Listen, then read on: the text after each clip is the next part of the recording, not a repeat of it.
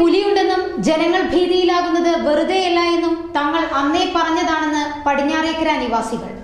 എന്നാൽ അത് പുലിയല്ലെന്ന് വരുത്തി തീർക്കും വിധമാണ് കാര്യങ്ങൾ മുന്നോട്ട് പോയത്. നേരം പുലർന്ന് വെളിച്ചം വെക്കും മുന്നേ പിഞ്ചു കുഞ്ഞുങ്ങളടക്കം പോകുന്ന ഇവിടെ മറ്റു അപകടങ്ങളൊന്നുമില്ലാതെ ഇത്രയും നാൾ മുന്നോട്ട് പോയത് തന്നെ വലിയ ഭാഗ്യമാണെന്നും ഇവർ കൂട്ടിച്ചേർത്തു.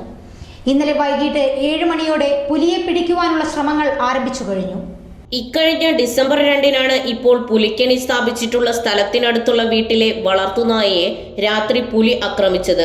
വീട്ടുകാർ ബഹളം വെച്ചതിനെ തുടർന്ന് പരിസരവാസികൾ എത്തി പരിശോധന നടത്തുകയും ചെയ്തു. കണ്ട കാൽപ്പാടുകൾ പുലിയുടേതാണെന്ന് തന്നെ അന്ന് നാട്ടുകാർ ഉറപ്പിച്ചു പറയുകയും ചെയ്തു. ഇവിടെ കൂടിയ നാട്ടുകാർ എല്ലാം പോയതിനു ശേഷം വീണ്ടും ഇതേ നായയെ ആക്രമിക്കുവാൻ പുലി അവിടെ എത്തി. ഈ പ്രദേശത്ത് പുലി ഉണ്ട് എന്നുള്ള അഭ്യൂഹം നടക്കുന്നതിനിടെയാണ് ഈ ഒരു സംഭവം ഉണ്ടായത്. വീട്ടുകാർ അന്നു തന്നെ ഇത് റിപ്പോർട്ട് ചെയ്തിരുന്നു. ആ സമയത്ത് തന്നെ ഇവിടെ ഒരു ക്യാമറ സ്ഥാപിക്കുകയാണെങ്കിൽ ഇപ്പോൾ നടക്കുന്ന നടപടികൾ കുറച്ചു മുന്നേ ചെയ്യാമായിരുന്നു. എന്നാൽ ഇതുകൊണ്ടുണ്ടായ ലാഭം പ്രദേശത്തെ തെരുവു നായകളുടെ എണ്ണം ഗണ്യമായി കുറഞ്ഞു എന്നതാണ്.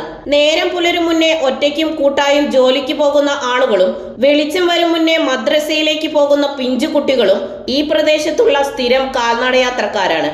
കുറച്ചു വൈകിയെങ്കിലും ഇത് പുലി തന്നെയെന്ന് ഉറപ്പിക്കുന്ന തരത്തിലേക്ക് അധികൃതർ എത്തിയത് പുലിയെ പിടിക്കുവാൻ കെണിവെച്ചതും പ്രദേശവാസികൾക്ക് ഏറെ ആശ്വാസമാകുന്ന കാര്യമാണ്. ഇന്നലെ വൈകിട്ട് 7 മണിയോടെയാണ് നിലമ്പൂർ ഫോറസ്റ്റ് സ്റ്റേഷൻ അധികൃതർ 3 വാഹനങ്ങളിലായി പുലിക്കണിയുമായി എത്തിയത്.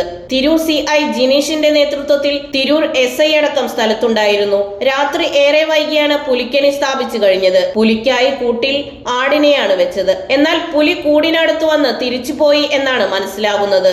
എന്തുതന്നെയായാലും ദിവസങ്ങൾക്കുള്ളിൽ പുലി കെണിയിൽ വീഴും എന്നാണ് പ്രതീക്ഷിക്കുന്നത്. ന്യൂസ് 99 തിരൂർ. പല വമ്പൻ പട്ടണങ്ങളെയും ഇളക്കിമറിച്ച വസ്ത്രമഹാത്ഭുതം ഇപ്പോൾ തിരൂരിലും. ഡൽഹി, കൊൽക്കത്ത, ബോംബെ, സൂറത്ത്, അഹമ്മദാബാദ്, ഈറോഡ്, തിരുപ്പൂർ എന്നിവിടങ്ങളിലെ ഫാക്ടറികളിൽ നിന്നും ഉൽപാദനത്തിൽ കൂടുതലായി വരുന്ന വസ്ത്രങ്ങൾ ഉൽപാദന വിലയിൽ നേരിട്ട് വിറ്റഴിക്കുന്നു.